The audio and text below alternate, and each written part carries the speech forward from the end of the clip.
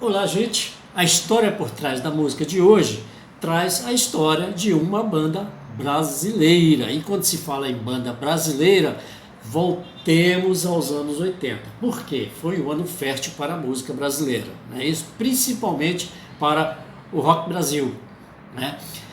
Então, muitas tretas, né? Muitas situações assim polêmicas, né? Coisas que você sequer imaginava, né? Então vamos lá.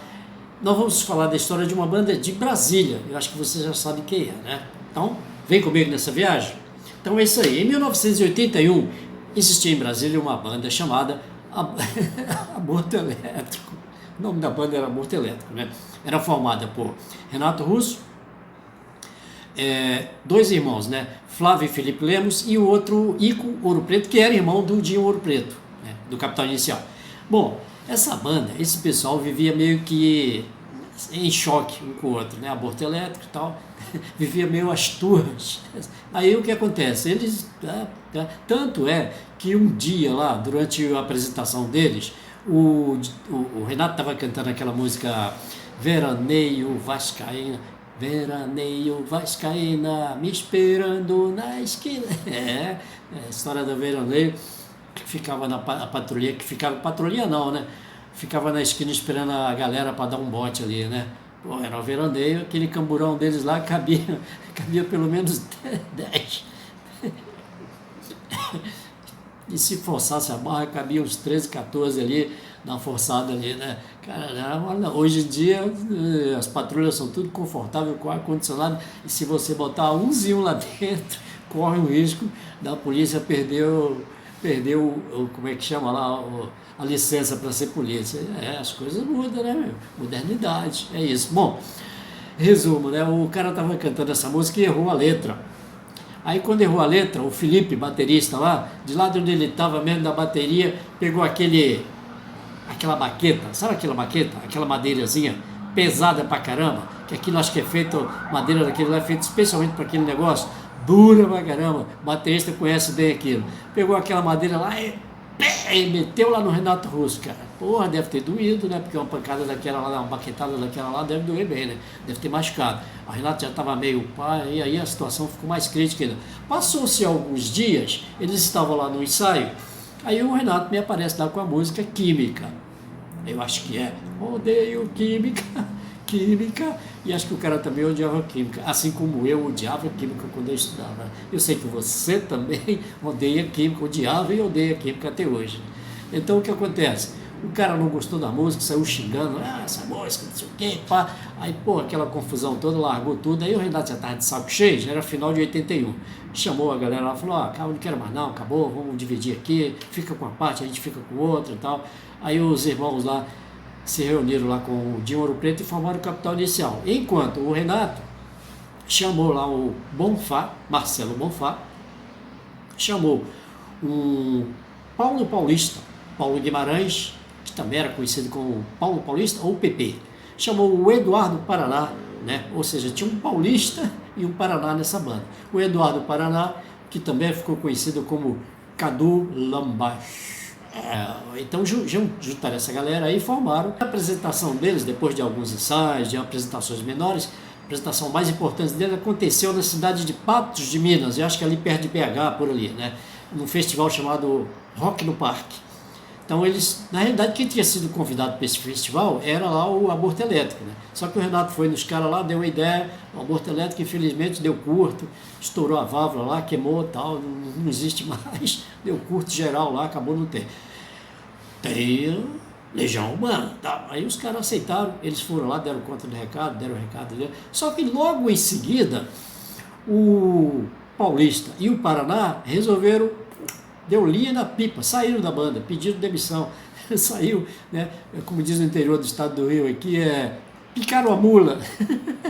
E tal, aí o cara picou a mula, os dois picaram a mula, aí o Renato se socorreu lá com o Ico Ouro Preto, que é irmão do Dinho e que já tocava com ele, já participava com eles lá do Aborto Elétrico, né?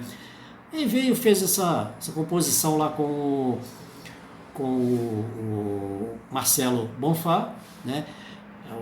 Aí beleza, né? Foram tocando, só que com o tempo eles perceberam lá o Ico, o Ouro Preto, não estava muito responsável, não estava muito, sei lá, estava dando umas falhas lá, então eles juntaram lá, falaram, olha, cara, não vai dar mais, não sei o quê, queima. Aí o cara saiu, né? E eles tiveram que correr atrás de um outro camarada. E aí acabaram, isso já era 1983, metade do ano, acabaram encontrando lá acho que já era amigo dele, dado o cara era nada mais, nada menos do que sobrinho, neto do grande maestro brasileiro Villa-Lobos, né?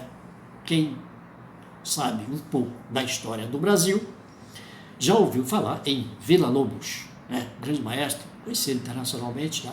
E o Dado também ainda tinha um detalhe, ele tinha nascido na Bélgica, né? Era europeu. E a banda tinha também as influências assim, europeias, americanas, mais ou menos, como, né, Beatles, The Clash, The Smiths, né, U2, Ramones, que era inclusive a influência principal dela. Ela tocou pra frente e tal, aí veio a ideia de gravar um disco, mas, né, em Brasília e tal.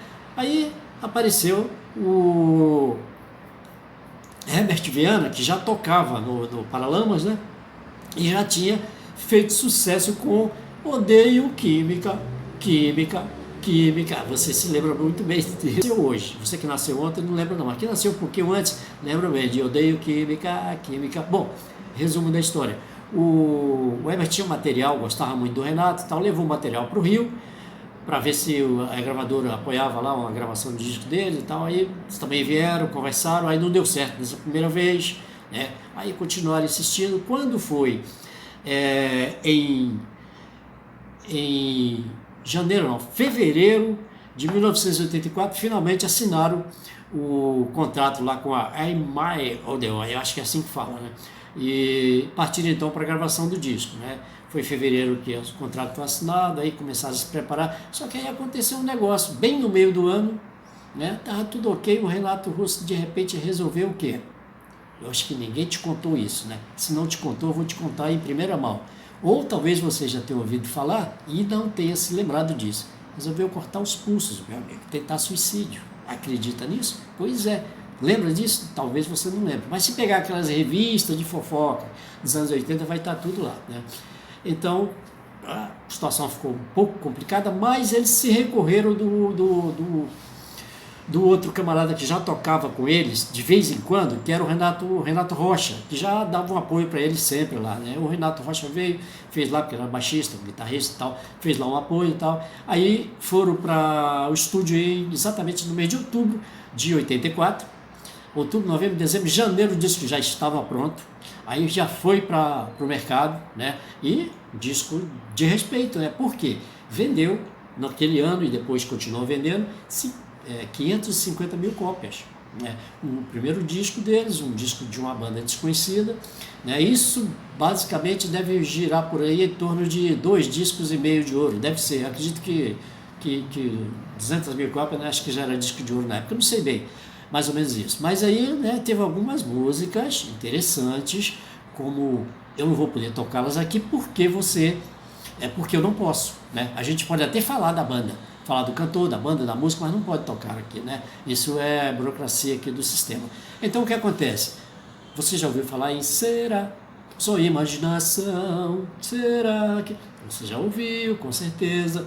Ainda é cedo, cedo, cedo, cedo. Ainda é cedo, estava nesse disco também. Bom, aí vem uma que eu particularmente lembro muito bem, e eu creio que você também se lembra muito bem, que é Geração Coca-Cola, né? Essa música, inclusive, faz uma referência ao pessoal que nasceu lá pela época do regime militar e tal, e que estava aprendendo a tomar Coca-Cola e outras coisitas mais, né? Então teve esse detalhe. Soldados, outra música de grande sucesso também. Então eu separei só essas, porque as outras também tocaram bem, mas só para fazer uma referência para você ter ideia. Depois você vai entrar aí na internet, no próprio YouTube, digitar aí Legião e você vai ouvir tudo isso, né? Bom, aí beleza, cumpriu a meta de 1985 e fizeram os shows que tinha que fazer, né, da turnê, porque tem que fazer turnê, né, não tem jeito. O Renato não gostava, mas tinha que fazer. Fizeram, e aí veio 86, em julho de 86, mais precisamente, a gente estava com outro disco, o disco 2, e tinha o nome de 2, tinha um 2 na capa, que era o disco 2 deles, que já vendeu nada mais, nada menos do que 1.800.000 cópias para o mercado brasileiro, na época era uma boa vendagem, né? E foi o 21º disco mais importante da história da música naquela época. Ficou em terceiro melhor disco, um negócio assim interessante, impressionante. E eles ali tiveram algumas músicas assim que eu acho que você se lembra também, né? Se você não se lembra, vai lá, tá? Você que é mais antigo, até os mais novos também, a garotada de hoje em dia se amarra na Legião, né? Então tinha lá Daniel na Cova dos Leões, né? Aquele gosto amargo, você se lembra, né? Tinha Tempo Perdido se lembra, Tempo Perdido, né? E Eduardo e Mônica, você se lembra? Com certeza, até hoje ainda existem uns Eduardo e Mônica por aí, né? O Zé Eduardo aí que vive pendurado na aba das Mônicas aí, em 2020 vai continuar acontecendo isso, né? Pô, pois é. E essa música, inclusive, virou tema de filme, tema de novela, e depois virou filme também, né? Interessante. Índio, né? Aquelas. Pô, Índio fugiu da memória, a idade está chegando, né? E Quase Sem Querer também é uma música que fez muito sucesso. Então, esse material foi um material de 86, né, juntando com os 85, eles já estavam no mercado, já estavam arrebentando no mercado. Bom, e eu vou parar por aqui porque vamos fazer uma segunda etapa. Né? Semana que vem eu já estou gravando a segunda etapa, porque tem muita história mais para frente, e eu creio que você vai gostar, vai me acompanhar. Eu queria que você desse um like aí, que você compartilhasse esse vídeo com os amigos e que você, sobretudo, se inscrevesse aí, tá? Não deixe cair, não. Veja até o final, porque a gente tem muita coisa interessante para trazer aí na próxima disco. Tá legal, gente? Grande abraço, então. Conto com vocês aí. Valeu!